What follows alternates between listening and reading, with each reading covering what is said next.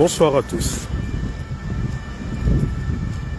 J'adresse ce message à Oligui Nguema. Voilà quelques semaines que j'avais annoncé à travers les réseaux sociaux, via les informations que j'avais eues, que Oligui Nguema souhaitait donner une sérieuse leçon aux lanceurs d'alerte, qu'il appelle activistes, et que celui qui allait payer les frais, il y a 2 semaines, comme je le disais, allait être Bob Mangom. Je vous ai annoncé ici qu'il allait subir un traitement dur, qui allait peut-être conduire à sa mort, je l'avais dit ici. Mais comme souvent, comme le Gabonais aime le sensationnel et ne prête attention qu'à ça, au sensationnel, beaucoup ont banalisé la chose. Beaucoup se sont dit non, bon voilà, ce sont encore des paroles de lanceurs d'alerte. Jusqu'à ce que hier, M. Marcel Ibama, en sortant, à travers une conférence de presse, nous a informé qu'effectivement, non seulement les actes de torture étaient toujours pratiqués au sein des prisons, que ce soit de la torture physique ou de la torture morale, ça nous le disons depuis, mais en même temps, il nous a informé de façon publique, parce que là, plus personne ne peut dire qu'il ne l'ignore, que Bob Mangom était livré à lui-même dans un mauvais état. Vous savez, la loi est claire. Le parc est en train de fermer. La loi est claire.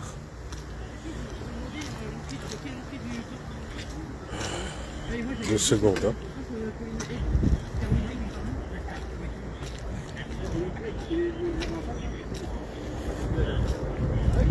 La loi est claire. Lorsque on prive de sa liberté un citoyen gabonais, ce dernier continue de jouir de tous ses droits. Continue de jouir de tous ses droits fondamentaux et les droits de l'homme s'appliquent. Même dans les prisons, même lorsque vous êtes jugé et condamné, les droits de l'homme s'appliquent. Au Gabon, malheureusement, les droits de l'homme n'existent que sur papier. Vous avez écouté le récit du kidnapping de M. Marcel Ibama. Si nous disons kidnapping, c'est parce que ça n'a respecté aucune procédure légale. Si nous disons kidnapping, c'est parce que M. Ibama a été conduit dans un premier temps à la présidence de la République. Je ne sais pas si ceux-là qui s'érigent en donneurs de leçons, je ne sais pas si ceux-là qui souvent viennent à chaque fois tenter de nous dire à travers des lives, ah je suis le dernier, bonsoir, non, merci, ah d'accord, donc je ne sais pas, qu'est-ce qui se passe, il y a beaucoup de trucs, qu'est-ce qui se passe, l'opération c'est pas bon.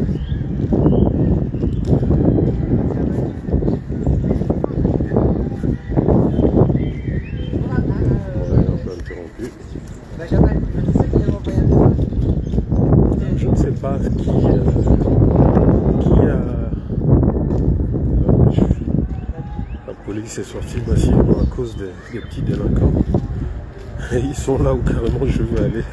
Le parc où j'étais vient de fermer. Je vais aller m'asseoir à un autre parc, mais c'est là où ils sont. Et là, ils sont en nombre. Bon. Ok, c'est vert. Donc je disais en fait que quand certains nous disent que les choses ont changé sous votre 5e République, aujourd'hui je crois que nous n'avons plus besoin de faire des démonstrations pour vous prouver qu'effectivement rien n'a changé. Nous n'avons plus besoin de faire les moindres démonstrations pour vous montrer que nous sommes toujours dans la continuité de l'illégalité, dans la continuité de la violation des droits de l'homme, dans la continuité de l'injustice. Bon. Monsieur Libama, kidnappé. Arrêté pour des motifs, enfin kidnappé sans motif. Puis, attendez, je cherche un endroit où m'asseoir au calme, là où il n'y aura pas trop de vent. Ben voilà les petites affaires. La police est là en nombre, mais vous regardez, c'est des petits délinquants de rien du tout, des gamins. Regardez vous-même, je vais m'asseoir. Des gamins de rien du tout. Et très souvent, des petits Africains. La honte.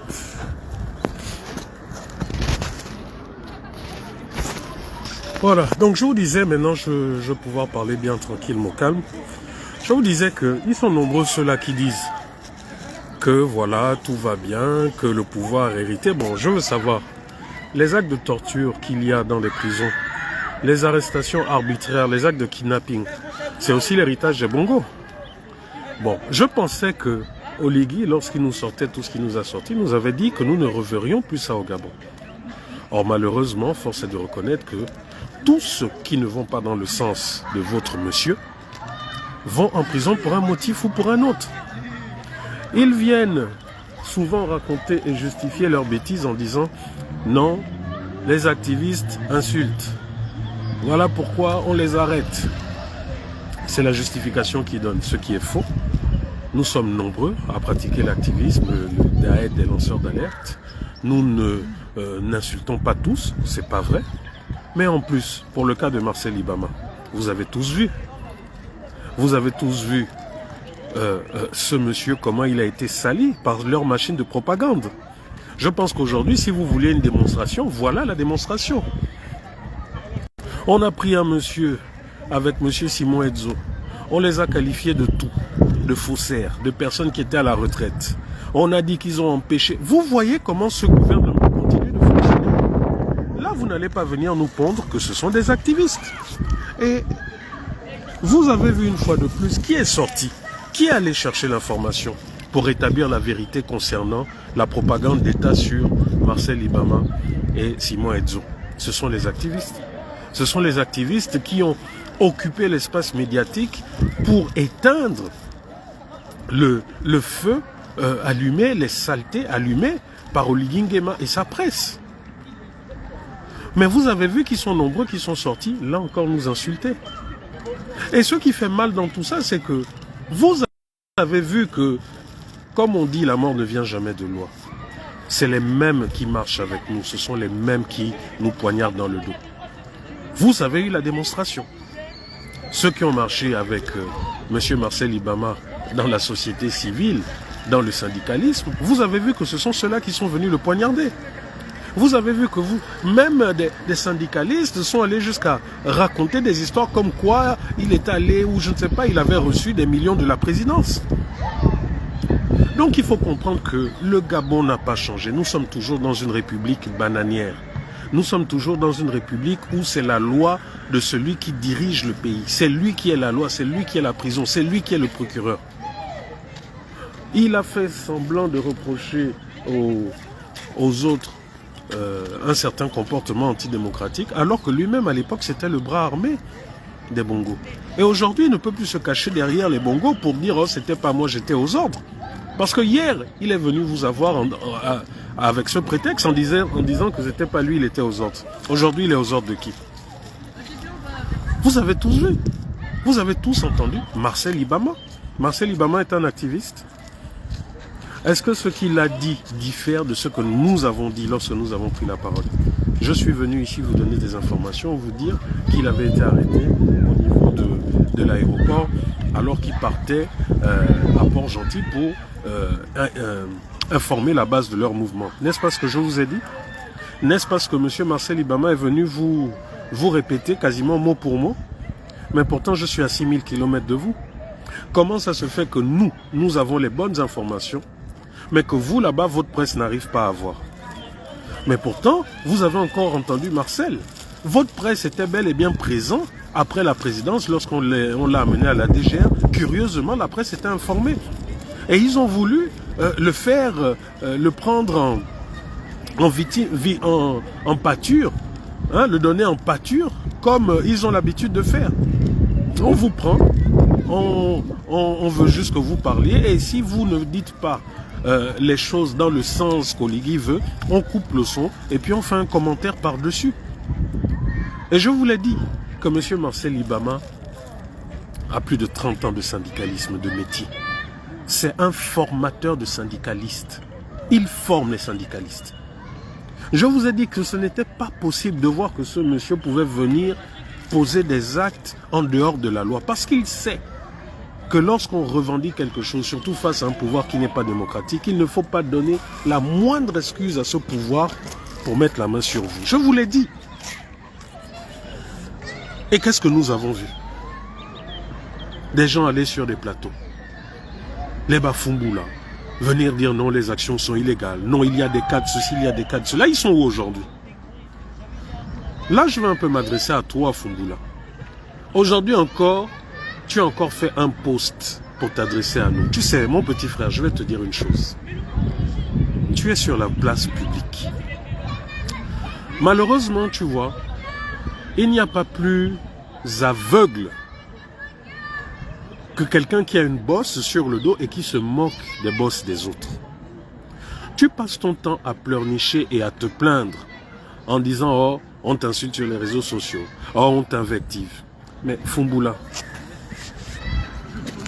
quasiment tous tes posts sont dressés lorsque tu t'adresses souvent à nous. Tu nous insultes, Fumbula. Tu insultes la diaspora. Peut-être que tu veux faire croire aux gens que insulter, c'est sortir des gros mots.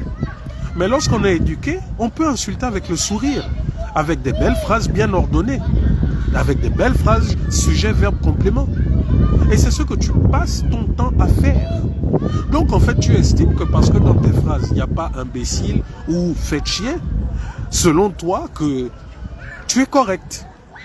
Mais retiens une chose, c'est que toutes les fois où tu vas t'inviter sur la scène publique pour faire ce que tu as l'habitude de faire, c'est-à-dire faire l'intéressant, parce que tu t'invites sur tous les débats, sur tout et n'importe quoi, toujours soi-disant dans un cadre pédagogique, parce que le peuple gabonais t'a dit qu'il a besoin de ta pédagogie. Ceux qui ont plus besoin de tes lives ou de tes publications pédagogiques sont tes patrons, Oligui Nguema et autres. Il faudrait peut-être que tu lui enseignes comment fonctionne un État de droit. Il faudrait peut-être que tu enseignes à ton maître Oligui ce que sont les droits de l'homme. Il faudrait peut-être que tu enseignes dans une publication pédagogique ton maître Oligui, qu'il sache où commence son domaine de compétence et où s'arrête ce même domaine. Tu n'as même pas honte, vous n'avez même pas honte aujourd'hui de voir que vous êtes vomi par le peuple. Tu as été vomi par le peuple une première fois au cours de ces élections. Non, ça ne te sert pas de leçon. Tu veux toujours te faire voir, toujours vouloir mettre ton nez, ta bouche, même là où tu ne dois pas être. Et quand on te reprend, tu viens pleurnicher. Oh, on m'en veut. Oh, on m'insulte. Mais toi-même, tu devrais réfléchir. Après, je comprends que tu ne sois pas un spécialiste de la communication.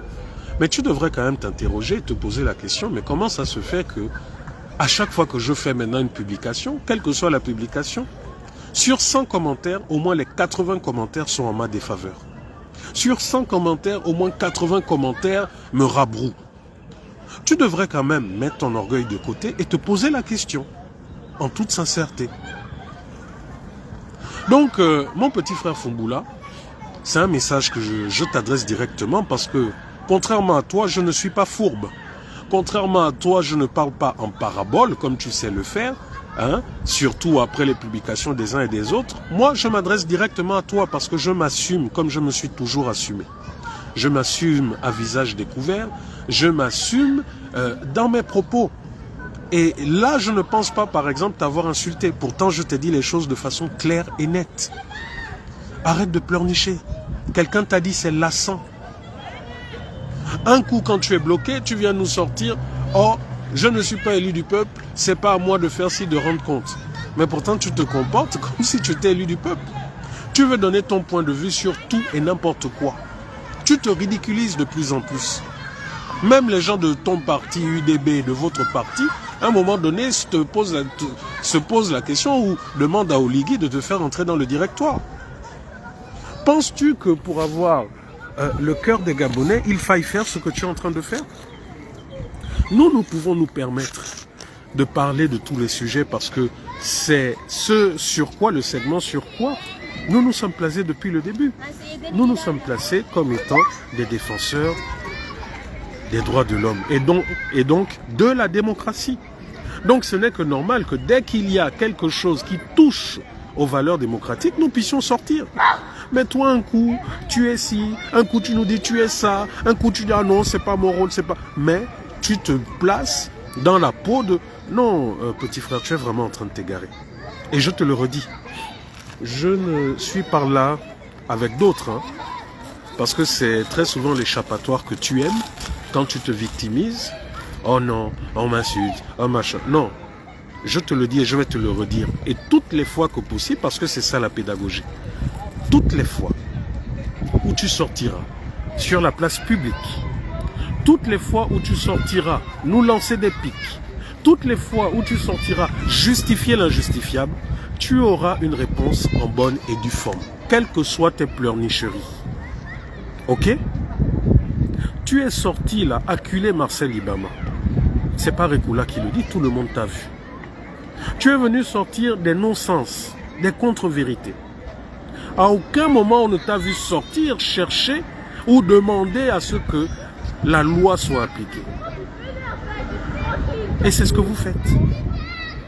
Tu es le premier qui dit, on diffame. Mais toi, tu as par exemple, me concernant, depuis l'année dernière et autres, tu as sorti plein de diffamations sur moi. Mais c'est toi qui pleurniches. Quand que les Gabonais ou la diaspora disent aussi. Mais enfin, ne sois pas le malade qui se moque de la charité, qui se moque de l'hôpital. Tu es devenu un politique et comme tu l'as dit, un soutien indéfectible d'Oligui. Assume-toi. Assume-toi comme les autres où ils sont devenus des politiciens. Pourquoi tu te caches toujours derrière une société civile dont tu ne fais plus partie? Tu es un homme politique, tu es un relais de Brice Clotaire Oligui Nguema. Hein? Tu es un relais de Brice Clotaire Oligui Nguema. Oligui Nguema, après que vous ayez voté non à un vote à l'Assemblée nationale, ne t'a-t-il pas appelé, réuni avec d'autres députés nommés, hein, Fumboula, à la présidence? Ne t'avait-il pas dit de rendre ton écharpe en compagnie d'autres députés? Tu lui as répondu quoi? Tu lui as répondu quoi? Donc je pense que de façon pédagogique, tu devrais faire une sortie pour présenter tes excuses à M. Simon Exo et à M. Marcel Libama. Parce que ton comportement a été odieux. Ton comportement ainsi que celui de Minsa et de tous les autres ont été odieux. M. Marcel Libama vient de vous montrer ce qu'on appelle la droiture, ce qu'on appelle être constant. Je vous ai dit que tant qu'il sera en prison, nous, ses petits frères, ses enfants, nous allons occuper l'espace médiatique pour ne pas laisser la diffamation s'installer. Et Dieu merci, la pression mise sur ce pouvoir a payé. Aujourd'hui, Marcel Libama est dehors. Aujourd'hui, Marcel Libama s'exprime. J'aimerais bien que vous puissiez ressortir, faire des déclarations à nouveau comme quoi il a la retraite ou il n'avait pas le droit de pratiquer une activité syndicale. J'aimerais bien que vous ressortiez à nouveau, que vous fassiez ces plateaux. Je dis juste, mon petit frère, honte à toi. Honte à toi parce que tu avais bien commencé. Mais aujourd'hui, avide de pouvoir, avide de noms, de nominations et autres, tu t'es complètement fourvoyé. Tu as vendu ton âme, comme on le dit. Donc voilà, et je te le dis, je ne me laisserai jamais de revenir encore et encore sur toi, toutes les fois où tu viendras sur la place publique, faire ce que tu fais, parce que c'est une honte. Maintenant, si pour toi tu considères que c'est des attaques personnelles, alors soit, libre à toi, crois en ce que tu veux ou prends ça comme tu veux. Prends ça comme tu veux. Maintenant, comme tu veux tout faire et que tu t'ennuies, Mais Marcel Ibama nous a révélé le cas de Bob Mangom, qui aujourd'hui a été enlevé au sien pour des raisons également fallacieuses et qui aujourd'hui est totalement torturé. Tu attends qu'un jour, et je ne le souhaite pas, je touche du bois, tu attends qu'un jour on vienne nous annoncer que Bob Mangom n'est plus de nôtre pour que tu fasses un long post pédagogique à l'endroit des forces de défense et de sécurité, où tu vas nous sortir quelques textes de droits de l'homme, parce que c'est ça ta fourberie. C'est ce qui avait été d'ailleurs l'un des points de rupture de toi et moi, de nos longues discussions, lorsque j'étais encore dans cette organisation que j'ai fondée, le Copil Citoyen. Lorsque le gouvernement avait kidnappé l'activiste camerounais du nom de Ramon Kota, pendant des semaines, pendant des jours, nous avons eu de longs échanges houleux, où tu m'as montré véritablement que tu avais tourné ton dos à notre amour qui était le respect des droits de l'homme, où tu justifiais le fait que nous ne devrions pas intervenir parce qu'il fallait l'accord de la famille de Ramon Kota. Te rappelles-tu? Parce que j'ai encore tous ces échanges écrits. Comme tu es devenu également un grand menteur, comme tu es devenu quelqu'un qui ne reconnaît pas, te rappelles-tu au moins de ça? Parce que j'ai toujours encore ces écrits, où tu estimais que pour défendre les droits de Ramon Kota, qui avait été kidnappé, qui avait été torturé dans nos cellules et injustement remis aux autorités gabonaises, tu te rappelles que tu disais que non, il ne fallait pas qu'on intervienne parce que... Il ne fallait pas qu'on intervienne... Attendez.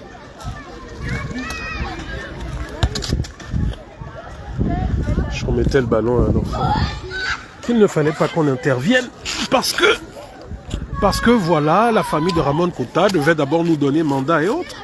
Mais je te rappelle un peu, et je te l'avais dit, Fumboula, depuis quand un défenseur des droits de l'homme, lorsqu'il constate qu'il y a des violations de droits de l'homme sur un individu, a besoin de la permission de la famille de cet individu pour dénoncer, surtout si c'est commis par un État? Et ça a été le point de rupture. Parce que beaucoup de Gabonais ne comprennent pas. Certains me demandent, oui, mais Rekula, comment ça se fait que... Non, c'est juste qu'il y a eu un trop-plein. C'est juste que depuis la transition, au prétexte, et ils sont nombreux, vous allez écouter leurs raisons, que ça soit lui, que ça soit l'autre qui était avec moi, là, les Kogo, vous allez entendre leur justification en disant que s'il n'y avait pas eu ce coup d'État, nous serions tous morts. Donc, en somme, Oligui est notre sauveur et nous devons le suivre. Je suis désolé. Je suis désolé, ce sont des raisons fallacieuses. S'il n'y avait pas eu le coup d'État, les Bongos nous auraient tués. Bon, les Bongos vous auraient tués par qui? Qui était la main qui exécutait? C'est pas les militaires que vous adulez là aujourd'hui? Si les Noureddin étaient restés comme vous dites que, oh oui, voilà, ils vous auraient exécuté, c'est qui? C'est pas les mêmes militaires là que vous adulez aujourd'hui? Quand vous dites maintenant, oui, Oligui, machin, bon, je ne vais pas entrer dans en réalité, les profondeurs de ce coup d'État qui en réalité n'en est pas, qui est juste une révolution de palais. Mais si j'ai bien compris, c'est parce que vous êtes devenu copain avec Oligui, que donc vous devez suivre ce monsieur même quand il viole la loi. Mais quand il pose des actes qui mettent en danger la vie d'autres compatriotes, non, c'est pas grave. Comme vous, il vous a sauvé personnellement selon vous, donc c'est ce qui justifie le fait que vous deviez le suivre, malgré le fait qu'il soit exactement comme ceux qu'on dénonçait hier. C'est une honte. Cherchez toutes les justifications que vous voulez, c'est une honte. Et la preuve que le peuple vous vomit, c'est comme je dis, vos publications, tout ce que vous faites. Comment quelqu'un, ta propre publication, soi-disant tu veux enseigner ou tu veux faire je ne sais trop quoi, ta propre publication, on te lave, on te ramasse comme c'est pas possible. Il faut avoir un peu honte. Juste un peu, pas beaucoup, il faut juste avoir un peu honte. Et pour finir sur ton cas, tu passes ton temps à nous insulter, hein, avec le sourire bien sûr, et à dire que nous ne vivons que sur les réseaux sociaux. Et à dire que, voilà, le monde réel, ce sont des actions et autres. Bon. Déjà, je vais te rappeler une chose. C'est que jusqu'à ce que je te connaisse, je ne sais pas quelle activité tu as fait en faveur de ce monde, de ce pays. Quand on s'est connu, qu'on a milité à ton nom la page au Gabon, La seule chose de toi que je connaissais, c'est que tu étais dans les incubateurs du système. Les incubateurs de les coachs, les machins, le truc qui était un peu très à la mode, c'est ce que tu faisais. Tu n'as jamais posé d'actes sur le terrain pour le peuple. Quand je dis d'actes, c'est des actes tels qu'on les a fait quand on était au COPIL. Les premiers actes de terrain, de machin, c'est avec moi. Je t'ai formé, appris à faire ça. L'autre, les Kogo, pareil. Durant toutes ces années, même quand tu dis 2016, machin, qui a connu Foumboula? Quelqu'un peut sortir un acte où le peuple t'a reconnu, toi, Foumboula, comme étant quelqu'un qui s'est battu pour lui? Parce que c'est bien beau d'avoir, comme vous avez aujourd'hui les médias, vous pouvez passer à la télé quand vous voulez, mais c'est pas parce que vous allez passer à la télé quand vous voulez que vous allez débiter toutes les conneries que vous voulez, que c'est vrai. Tu peux nous sortir, nous dire, avant mon appel à la création du COPIL citoyen et les premiers actes de terrain que nous avons posés, tu peux me dire qui connaissait Foumboula? Qui reconnaissait en Foumboula que Foumboula a fait ci, a fait ça? Tu as vraiment attrapé la grosse tête, Foumboula, mon petit frère. Tu as vraiment attrapé la grosse tête, je te le dis. Et aujourd'hui, avec cette transition, là encore, tu n'existes que par la simple volonté d'Oligui. Parce que si le peuple voulait de toi, tu aurais d'abord déjà été élu député. Tu passes ton temps à dire les réseaux sociaux, mais c'est toi qui es constamment sur les réseaux. Tu fais même plus de publications que nous. Mais essaye un peu de faire même 1 ou 2 semaines, voire 1 mois, tu sors des réseaux sociaux. C'est pas aujourd'hui que tu as des fonctions, non? Tu étais à l'Assemblée nationale. Quand ça allait, on ne t'entendait pas trop. Dès qu'on t'a refusé certaines choses, certains bonbons, allez, tu as commencé à être très bavard. Aujourd'hui, allez, là encore, tu recommences un peu. C'est quoi? Oligui t'a promis quoi qu'il t'a refusé? Parce qu'on a fini par comprendre que toutes les fois où tu viens faire le bruit comme ça sur les réseaux sociaux, c'est quand t'as refusé une sucette. C'est quoi qu'on t'a refusé là à ce moment? Donc moi, je te demande, puisque toi, tu es politiquement correct, puisque tu n'es pas un activiste, puisque tu n'insultes personne, si tu veux t'exprimer, fais comme les hommes politiques. Crée-toi un site web où tu vas t'exprimer là-bas à travers ton site web. Sors des réseaux sociaux. Sors des réseaux sociaux. La vérité, c'est que tu n'existes pas sans les réseaux sociaux. Mais tu veux t'ériger en donneur de leçons. Nous, les réseaux sociaux, c'est notre terrain de prédilection parce que vous nous avez verrouillé tout canal de communication, tous les canaux de communication, vous nous les avez refusés. La télévision, vous nous l'avez refusé. La radio, vous nous l'avez refusé. Les journaux, vous nous les avez refusés. Les réseaux sociaux, qui sont un espace démocratique, c'est notre terrain. Donc, pourquoi venir ici alors que toi, vous avez tous les espaces légaux de communication? Et c'est comme ça qu'on arrête, qu'on voit les perfides trompeurs. Tu es quelqu'un de... Aujourd'hui, tu as des responsabilités. Mais fais comme les autres. Pourquoi c'est seulement toi, le député ou le vice-président de je ne sais quoi, du CS ou quoi, de l'institution là qui ne sert à rien? Pourquoi c'est toi qui es tout le temps en train de jacasser, de te plaindre, de pleurnicher? Tu donnes des coups aux autres et quand les autres te répondent, tu pleurniches. Fais-nous, s'il te plaît, des posts pédagogiques pour ton patron Oligui Nguema qui retient illégalement Bob Mangom et qui joue avec la justice. Tout comme il est en train de le faire pour M. Albert Ondoosa, que j'ai interviewé hier d'ailleurs, et dont dans les heures ou les jours qui suivent, vous allez avoir l'interview. C'est juste honteux de voir que les mêmes pratiques que nous avons décriées hier, qui tendaient à écarter des hommes politiques, des concurrents ou des lanceurs d'alerte, les mêmes pratiques en cours. Exactement les mêmes pratiques. Oligui Nguema a fait dire énormément de choses sur Albert Ondoosa. Voyant que malgré ça, ça ne fonctionne pas, allez, on colle un motif de déstabilisation de l'État, de quoi. On va prendre des photos via des espions, via on sort des images de leur contexte. On ne met pas la totalité des conversations en entier parce que le peuple saura qu'effectivement, ça n'a rien à voir avec ce qu'on veut nous présenter. Et puis comme ça, on manipule la population. On vient nous dire que M. Albert Ondoosa était en Suisse, alors que ce dernier dit « mais je n'ai jamais été en Suisse ». Les autorités françaises sont là, elles peuvent confirmer. J'ai jamais été en Suisse. Donc c'est juste honteux, Fumboula, de voir qu'aujourd'hui, pour quelques miettes, pour les honneurs, en fait, tu fais exactement comme tout ce que nous avons reproché hier. Voilà pourquoi je suis libre et je remercie le Seigneur de continuer de me donner cette force. Parce que oui, je le dis bien, comme tout Gabonais, j'aspire à vivre bien. Voilà pourquoi, en 2010, de l'étranger, hein, quand vous dites la diaspora, venez investir dans votre pays, je n'ai pas attendu Oligui Nguema pour ça. Je suis rentré en 2010, j'ai investi dans mon pays, j'ai créé mon entreprise, hein, j'étais prospère. Je n'ai nul eu besoin pour ça d'entrer dans un mouvement politique ou des accointances ou je ne sais trop quoi. Et c'est ça que vous ne voulez pas que les Gabonais fassent. Parce qu'un Gabonais totalement indépendant financièrement est un Gabonais que vous ne pouvez pas manipuler. Et aujourd'hui, toi-même, tu es dans ça. Avant le coup d'État, tu n'étais rien. Tu vivais au jour le jour. Aujourd'hui, tu as pris goût aux honneurs. Tu as pris goût à cette vie. Et la contrepartie, c'est que tu dois chanter les louanges d'Oligui Nguema. C'est juste honteux. Es-tu le seul? Regarde autour de toi. Regarde même ceux qui étaient hier avec lui. Ne font pas ce que tu fais. Donc, il y a le cas de Bob Mangom qui est là, que j'avais annoncé depuis une semaine, dont j'avais dit que Oligui ferait de lui un exemple. Aujourd'hui, M. Marcel Ibama est en train de nous montrer qu'effectivement Bob Mangom est dans des conditions qui violent les droits de l'homme.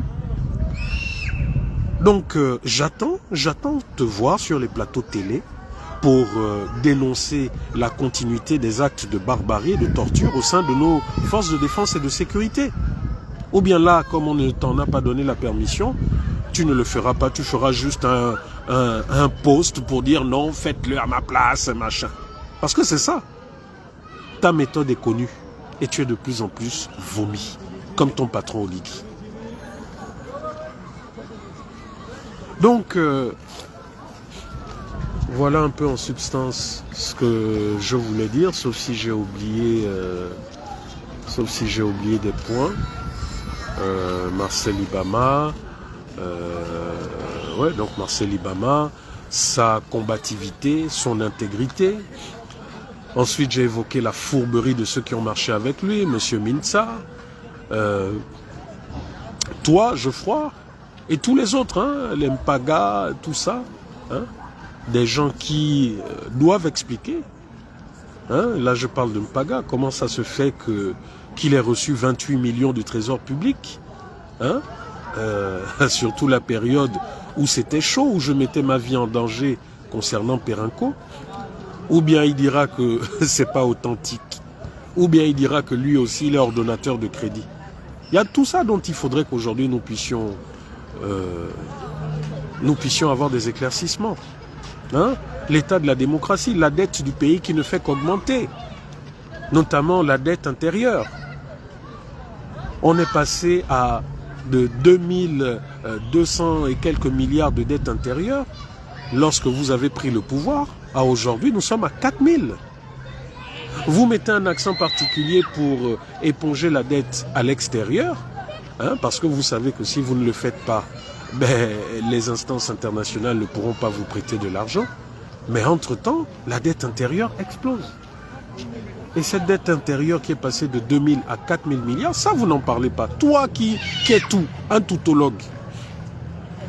Toi qui es un toutologue, qui veut parler de tout là, curieusement ça tu n'en parles pas, c'est bizarre hein, quand même.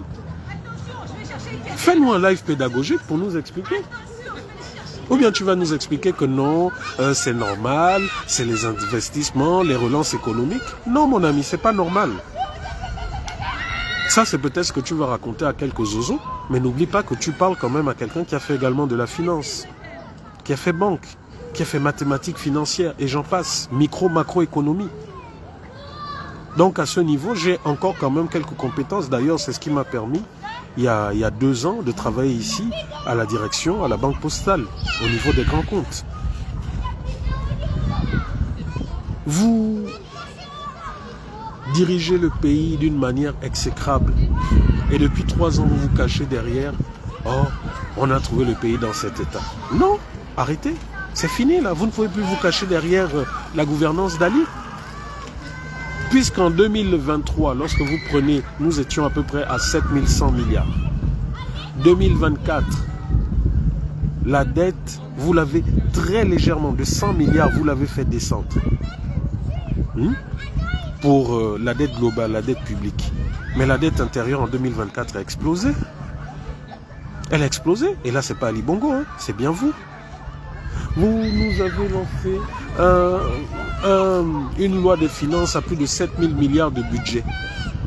Une loi, vraiment, vous vous êtes cru dans une banque, BGFI ou je ne sais trop quoi. Aujourd'hui, on est où? Ne sommes-nous pas sortis depuis l'année dernière pour vous dire attention? Des éléments que nous avons FMI nous ont dit attention, le Gabon est en train de prendre une mauvaise passe, voilà.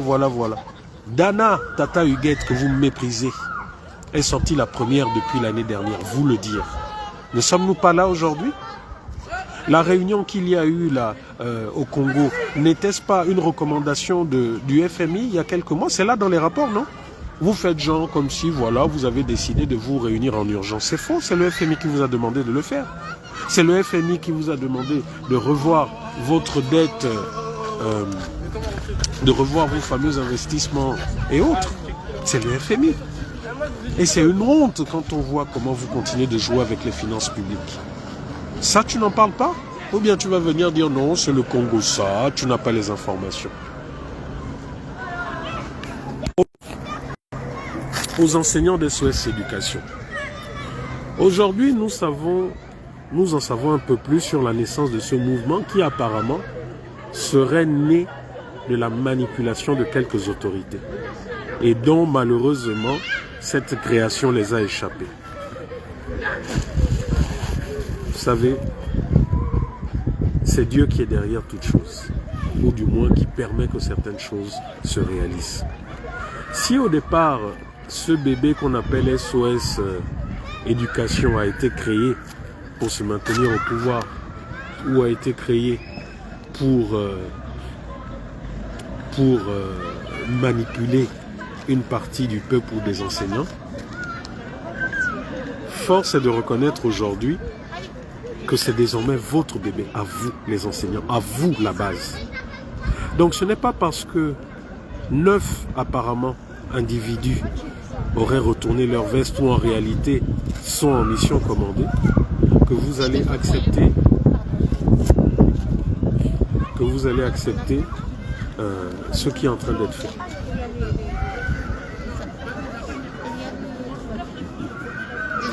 Non, je comprends. Ils sont tous les mêmes.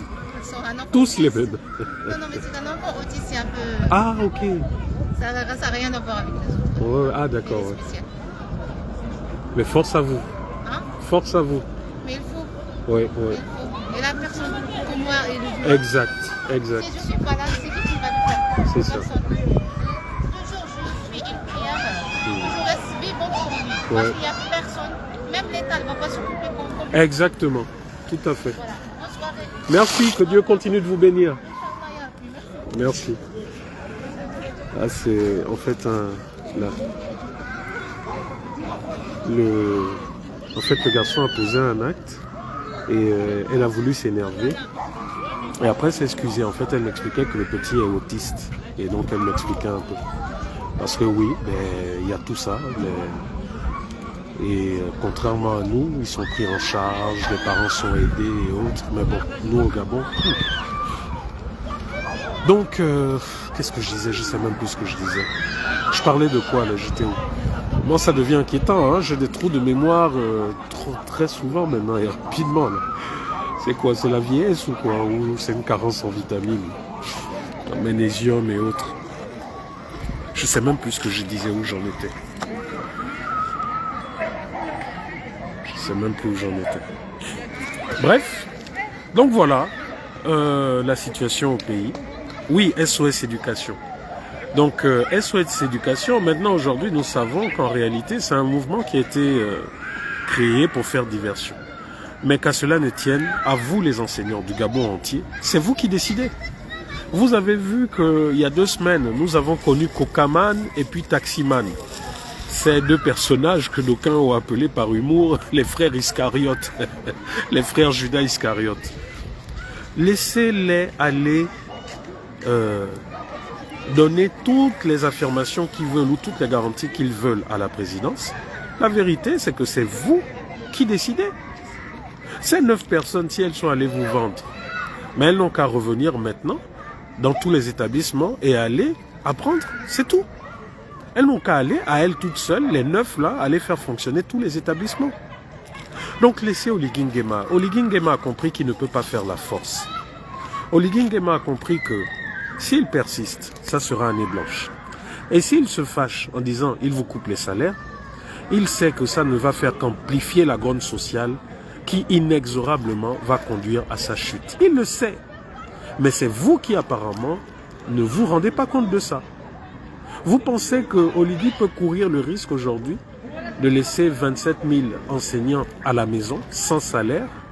Et donc qui dit 27 000 enseignants dit quand on sait qu'une personne s'occupe en moyenne de 5 personnes au Gabon, donc vous-même faites le calcul. Ça fera plus de 100 à 200 000 Gabonais qui seront là, qui ne pourront pas se nourrir et qui se regarderont le matin au soir. Vous êtes sûr qu'Oligui Nguema peut assumer cela? Mais il n'y a que vous les enseignants qui ne voyaient pas loin et qui avaient encore peur. Mais prenez exemple de Marcel Ibama. Prenez exemple de Marcel Ibama. S'il y avait parmi ces 9 des gens comme Marcel Ibama, je crois que votre problème aura été réglé. C'est aussi simple que ça. Et quand je dis Marcel Ibama, je parle aussi de M. Simon Edzo. Vous avez écouté les récits et nous vous l'avons dit. Est-ce que je ne vous l'avais pas dit avant qu'ils n'aillent en prison, quand ils sont allés en prison? Est-ce que je ne vous avais pas dit que M. Simon Edzo et M. Libama ont accepté de se sacrifier pour vous protéger, pour que le mouvement puisse continuer de prendre de l'ampleur? Je vous l'avais dit. Donc, que tous les Gabonais, et c'est par là que je vais en terminer, vous êtes nombreux qui voulez à chaque fois qu'on vous soutienne lorsque vous avez des problèmes. Dans les inbox, vous nous écrivez. Oh, les frères, parlez de ça. Oh, les frères, ne nous lâchez pas. Si vous arrêtez le combat, on fait comment, on fait comment.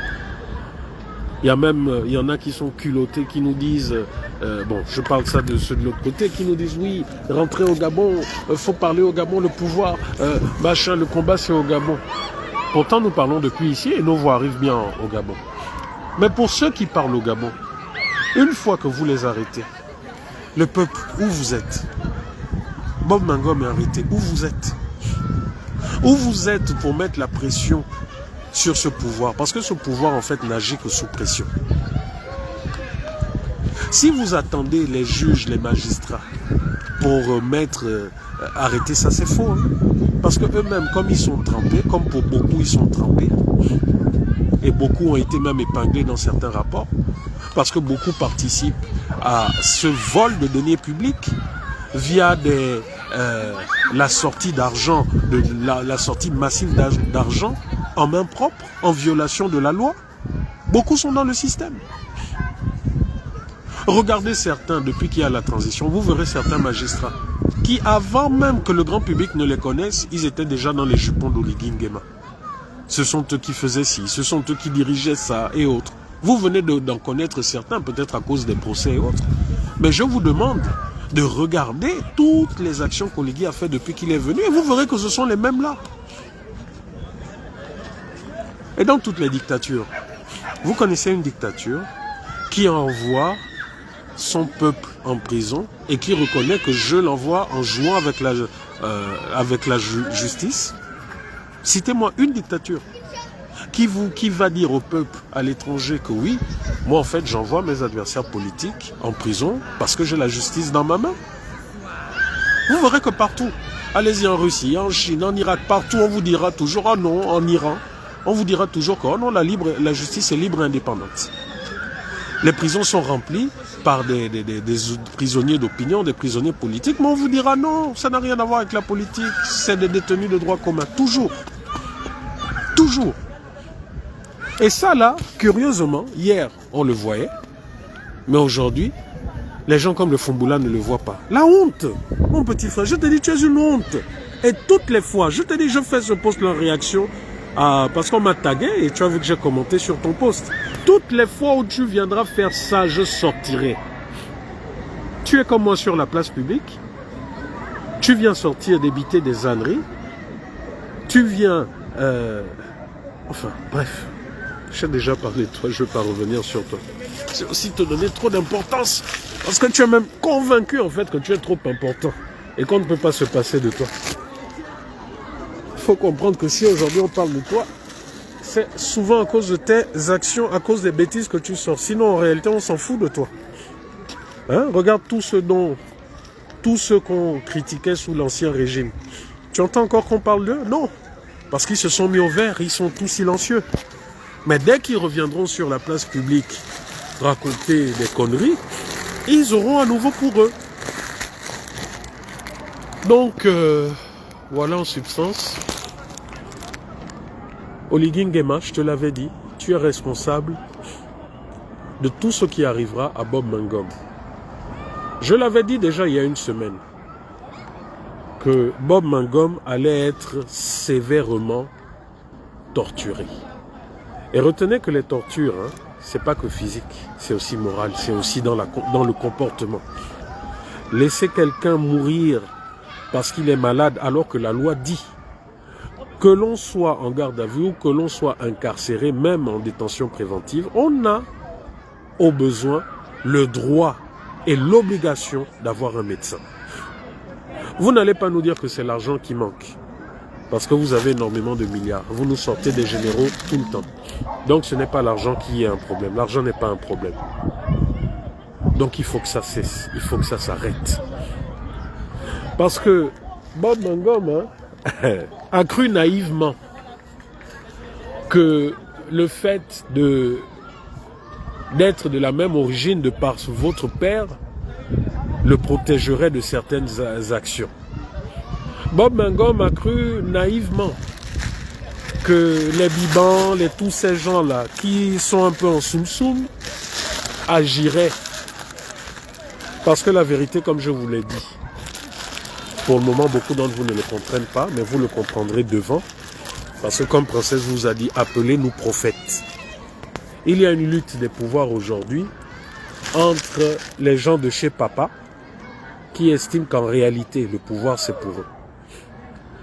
Donc, les gens de chez Papa veulent se débarrasser de tous les gens de chez Maman. Voilà. Donc, il y a des informations que vous voyez qui sont données en réalité par les gens de chez Papa. Des informations précises et millimétrées que vous voyez là. Beaucoup de ces informations sont données par chez Papa pour toucher là-bas chez Maman. Chez la maman de l'autre, qui n'est pas leur maman. Vous comprenez? Je vous demande même de suivre certains activistes. Et vous aurez confirmation de ce que je suis en train de vous dire. Beaucoup sont en mission commandée. Souvent en le sachant et souvent en ne le sachant pas. Je vous ai dit une fois que même nous, il y a des fois nous avons des informateurs qui nous donnent des informations sûres. Mais le fait d'utiliser ces informations joue contre les gens de chez Maman. Et c'est le but. C'est le but. Certains veulent que le travail soit fait.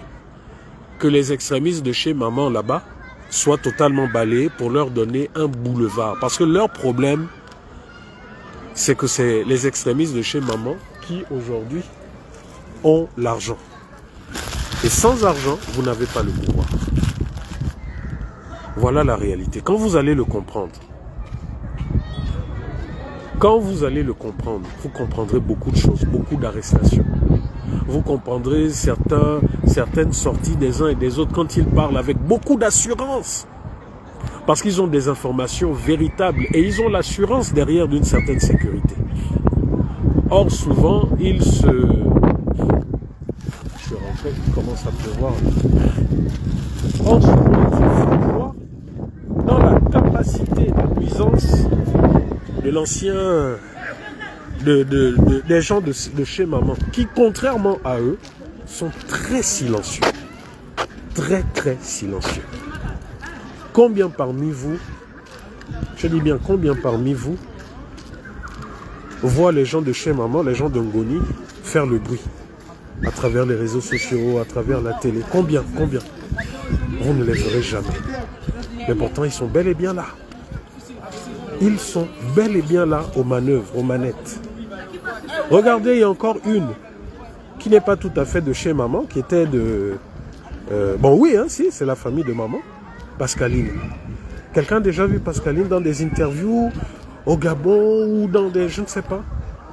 Mais pourtant, cette femme est bel et bien aux commandes, aux manettes depuis le début. C'est ça la différence qu'il y a avec les autres. C'est que les autres sont tellement avides parce qu'ils estiment que bon, notre demi-frère a pris le pouvoir, voilà, c'est notre tour, le silure, etc.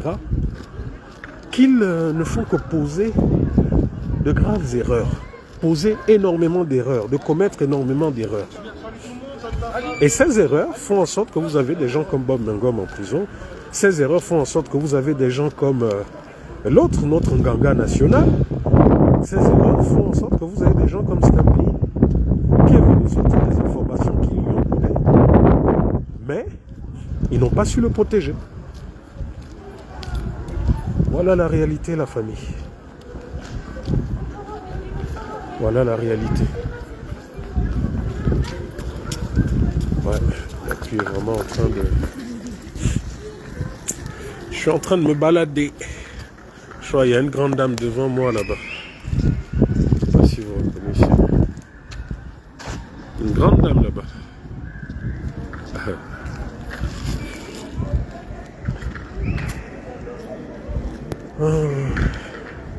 Donc voilà. Là, je vais rentrer. Grignoter un peu. Je vais voir si j'ai la force. Je vais mettre en ligne l'interview du professeur Albert Ondosa. Ah oui, peut-être. Je vais peut-être parler un peu concernant le professeur Albert Ondosa. Voilà, comme ça goûte. Beaucoup de personnes en offre me disent oui, mais frère, Albert Ondosa, qu'est-ce que tu fais, frère? Je vais vous dire une chose. Hein. Peut-être que c'est passé inaperçu. Beaucoup de Gabonais disent oui, mais le professeur Albert Ondosa était un vote par défaut. Que nous, en réalité, nous ne l'avons pas voté. Hein, c'est un vote par défaut. Je dis, vous savez, il faut arrêter d'être hypocrite dans la vie. Et voilà pourquoi nous vous disons toujours que si aujourd'hui ce pays est dans cet état, c'est à cause de nous-mêmes. Hein. C'est même pas à cause des dirigeants dictatoriaux, là, c'est à cause de nous-mêmes. En 2023, comme en 2016, la population a demandé à ce que tous les acteurs politiques se regroupent hein, en conclave et nous sortent un seul candidat derrière qui nous allions nous mettre, tous unis comme un seul homme. Hein? Bon. Qui il y avait en face d'Albert Ondosa? Des gens qui avaient des partis politiques. Il y avait M. Chambry. Il y avait Mme Nissambo. Il y avait M. Ndonsima. Il y avait M. Ndon Obion. Tous des gros noms de la politique. Des gens qui ont sillonné, qui faisaient le Gabon. Des gens qui avaient des partis politiques, des militants. Oui ou non? Mais curieusement, ces hommes qui, de la bouche de beaucoup, étaient très expérimentés, étaient des hommes présidentiables, etc. Ces hommes ont tous échoué face à qui? C'est pas face à M. Albert Ondosa? Dites-moi un peu. C'est pas face leur intelligence, leur force, leur stratégie politique, tout n'a pas échoué face à M. Albert Ondosa? Donc, rien que ça, déjà, ça montre que celui-là même qu'on néglige, qu'on a négligé, ou que ces hommes politiques ont négligé, que celui-là même est en réalité ce qu'on appelle un outsider, est en réalité quelqu'un de fort. Voilà déjà ce que ça nous traduit. Je vais me mettre un peu là. Voilà déjà ce que ça nous traduit. Bon. Deuxièmement, on a voté Albert Ondosa. Albert Ondosa a battu Ali Bongo Ondimba. Voilà la réalité. Oligui Nguema est venu, a fait son coup d'État. Il a fait son coup d'État officiellement parce que les urnes avaient été bourrées et que le véritable vainqueur n'avait pas été annoncé. Mais qui était le véritable vainqueur? C'est bien Albert Ondo-Ossa. Donc venir nous dire aujourd'hui que non, Albert Ondo-Ossa... Mais Albert Ondo-Ossa est légitime. Parce que si Oligui était sincère, qu'est-ce qu'il aurait fait? Il aurait fait son coup d'État. Il aurait dit tout simplement, bon, je remets le pouvoir au véritable vainqueur. N'est-ce pas ce qui s'est passé en Côte d'Ivoire lorsque le général Robert Gueye est venu au pouvoir par un coup d'État et allé aux élections et a triché aux élections? Le peuple a récupéré et a donné le pouvoir à Laurent Gbagbo. Qu'est-ce qui empêchait Oligui de le faire? Donc, ne venez pas réclamer, ne venez pas reprocher à quelqu'un qui a remporté légalement des élections présidentielles, ne venez pas lui reprocher de réclamer son poste. Je suis désolé. Je suis désolé. Ce qui est illogique dans ça, c'est de dire oui, M. Albert Ondo-Ossa n'a pas réclamé. Mais au final, vous justifiez le fait qu'on lui ait fait un coup d'État. Vous justifiez le fait qu'on lui ait volé sa victoire par quelqu'un qui donc a volé sa victoire à quelqu'un qui gère très mal le pays. Et c'est vous qui avez le culot de venir nous monter une histoire et d'instrumentaliser des activistes en disant non, il veut déstabiliser le pays. Mais en fait, de qui se moque-t-on en réalité? De qui se moque-t-on en réalité? Qui déstabilise le pays? Si M. Oligui Nguema estime qu'il a fait un geste salvateur pour le Gabon, alors pourquoi il s'est empressé de voter une loi pour se protéger lui et les putschistes qui sont avec lui? C'est quand même extraordinaire. Donc,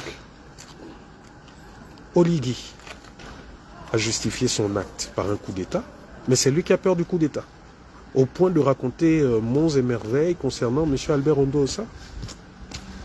Non, qu'il n'ait pas peur. Qu'il n'ait pas peur. Il prétend avoir le peuple avec lui, non? Voilà pourquoi il emprisonne ce peuple. Voilà pourquoi il muselle ce peuple. De quoi a-t-il peur encore? Il a dit qu'il a acheté Albert Ondo-Ossa. Lui-même a fait courir la rumeur qu'il a acheté Albert Ondo-Ossa. Mais pourtant, M. Albert Ondo-Ossa dit le contraire, haut et fort. Donc je vous invite à suivre l'interview que j'ai réalisée, que j'ai faite avec M. Albert Ondo-Ossa, au président Albert Ondo-Ossa, et vous entendrez de vous-même concernant les fameux achats, hein, les fameux milliards qu'on lui aurait donnés, tout ça, vous entendrez de lui-même. Donc la vérité, c'est que non seulement Oligui c'est un perfide, qui n'a jamais fait de coup d'État par le peuple, mais tout simplement ils ont fait une révolution de palais parce qu'ils ne voulaient pas que le pouvoir les échappe, et qui puisait, ils ne voulaient pas que le nouveau président de la République soit un fan. Parce que ces gens sont des tribalistes. Quand je dis ces gens, ce sont les 5 personnes dont parle M. Albert Ondo-Ossa. Et parmi ces 5, ceux-là qui avaient décidé de l'éliminer physiquement. C'est d'eux dont je parle. Et non du peuple. Parce que nous, le peuple gabonais, on s'aime. On se marie du nord au sud, de l'est à l'ouest. Mais vous avez comme ça quelques poignées d'individus, de criminels, qui sont prêts à tout pour diviser ce peuple. Et ce sont ceux-là qui ont estimé qu'ils ne pouvaient pas laisser le pouvoir à Albert Ondo-Ossa. Ce sont ceux-là qui ont subtilisé les résultats parce que, rappelez-vous, la chronologie du coup d'État, c'est laquelle? C'est que les militaires arrivent le 29, ils arrêtent Noureddine. Le 29 au soir, donc, ils occupent les locaux de la Sénap. Ils donnent des résultats aux gens de la Sénap à lire. Ils donnent de faux résultats aux gens de la Sénap à lire. Donc ces faux résultats donnés à Ali Bongo vainqueur. Et quelques minutes après, ils font le cinéma que vous avez vu. Mais les véritables procès-verbaux, ils sont là, ils sont connus. Monsieur Albert Ondo-Ossa et les autres l'ont. Monsieur Albert Ondo-Ossa va vous parler dans cette interview également de la réunion qu'il a eue avec tous les membres d'Alternance 2023. Vous comprendrez pourquoi si trahison il y a eu. Vous savez, aujourd'hui, j'apprends à respecter encore plus cet homme. Parce que tout ce qui s'est passé, que nous n'arrivons pas à comprendre, quand on dit oui, il a été abandonné, il a été abandonné. Mais pendant que nous découvrions ça, le fait qu'il a été effectivement trahi par ces gens, mais lui, il le savait et il leur a même donné leur bénédiction.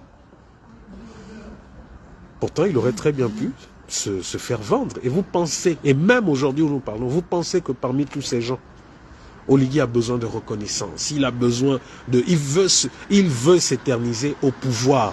Et il vous l'a dit qu'il est là au minimum pour 14 ans. C'est son souhait le plus grand.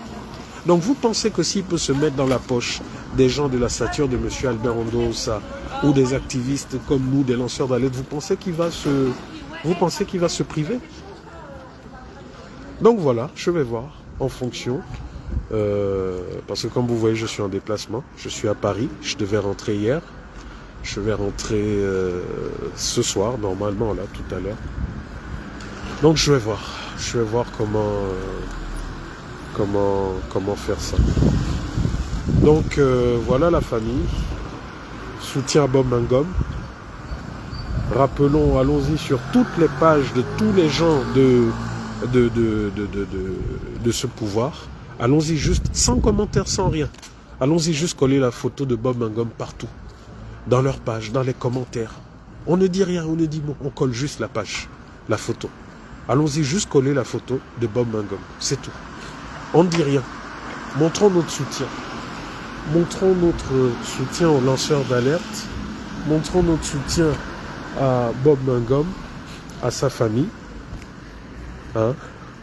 Et ça serait bien aussi, ça serait bien pour tous ceux qui sont à Libreville, si chacun peut faire une collecte de 500 francs pour son fils, pour ses enfants, pour son épouse, ça serait mieux, encore mieux.